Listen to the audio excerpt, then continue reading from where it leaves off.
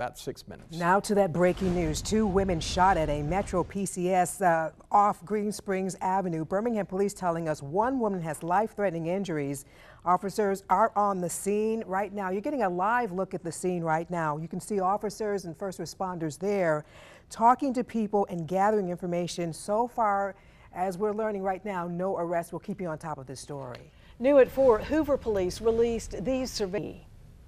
Well, right now, an emergency missing child alert is in effect for this child. Get a look at this picture. This is 12-year-old Ian Lee Clark, who is missing from Mobile. He has brown hair and green eyes and was last seen before lunch Saturday. Police say he may be in a black 2009 Chevrolet Trailblazer that was damaged on the back driver's side door. It was a 2-county tag. Call 911 if you see this child or that vehicle or you think you have.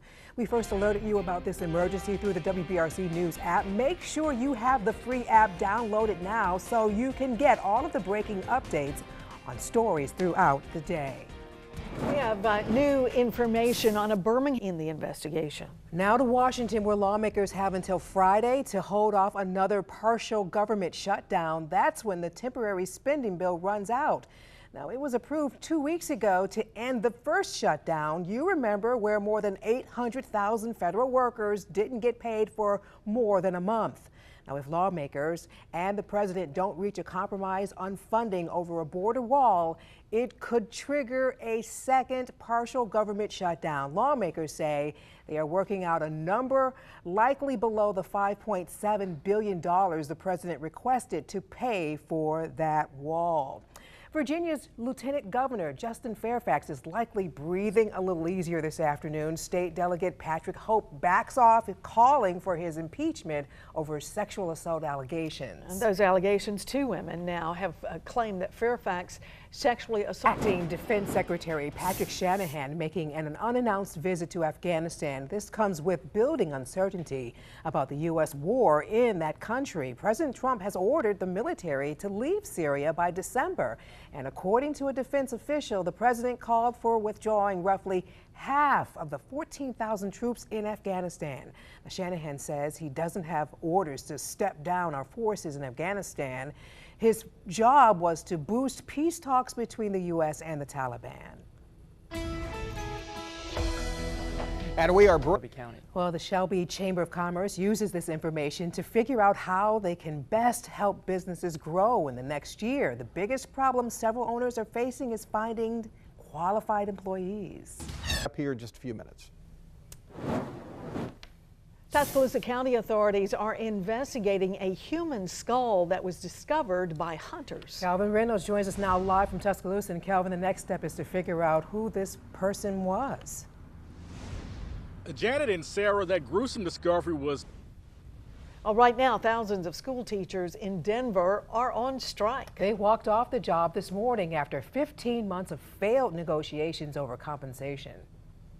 Weather every 6 and JP, I walked outside. It's just enough drizzle to mess up your hair, but it's going to get worse out there, right? It is. You know, Sarah, I think tomorrow morning when folks are... It's National 211 Day. Next on the 4, we're going to explain what that means. We're on your side with the services you can use.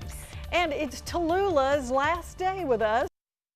Today is National 211 Day. 211 is a free service that helps people find local resources, whether in times of natural disaster or personal crisis. You can dial 211 wherever you are in the U.S. and find help that's nearby.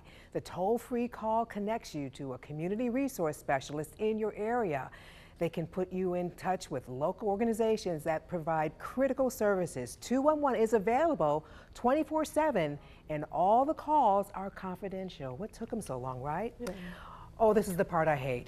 It's time for us to say goodbye to Tallulah once again. She's our service dog in training. Yeah, she's been back with us for the past 6 weeks on a break from that intensive training with prison inmates. Well, our job during this break is to socialize her, take her places she can't go in prison. So she's been in all sorts of grocery stores. She's been learning to stay right beside me all the time, not sniffing the items around, not eating anything off the floor. It's the same thing in restaurants. She even came to our WBRC team appreciation party. Of course, she's been in the newsroom every day, and I've even taken her to church, where, by the way, this past Sunday, she stole the show during the children's message, you see right there. We've had just a great time with her, and after a few more months of training with Service Dogs of Alabama, she's going to be given to someone who needs a seizure alert dog or a wheelchair assist dog. As you can see, she's a chow hound for sure. She is. So the question everybody wants to know is will we see her again? Yeah, I think we will. Of course, we're going to follow her progress as she comes out and she meets that lucky person that she's assigned to. So stay tuned. We'll show you how it all turns out. She's going to be somebody's hero. She is the sweetest thing. Well, a first alert for more rain chances this week. JP Dice on your side with a forecast every 6 minutes. A sweet surprise in the middle of a basketball game, how this soldier made his mom's day. Whoa. New at 4:30, deputies arrested a Coleman County man accused of setting several fires and threatening the firemen who tried to put them out. 36-year-old Matthew Eli Aaron is now facing arson, burglary, and assault charges. He's in the hospital recovering after deputies say he set a field on fire, and when firefighters arrived, he threatened them before running off. Well, after getting away, deputies say Aaron broke into several homes and set one of them on fire. We're getting new perspective now on just released crime stats in Tuscaloosa. Police say the good news is that they saw decreases in homicides and sexual assaults.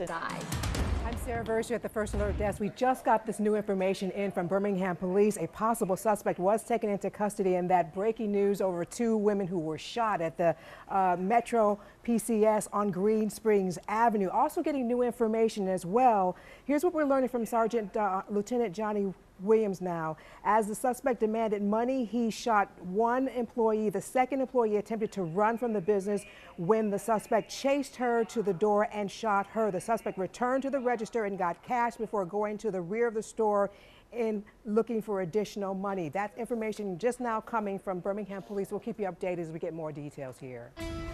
All right, Sarah, time for weather over 6. If you're going out for dinner tonight,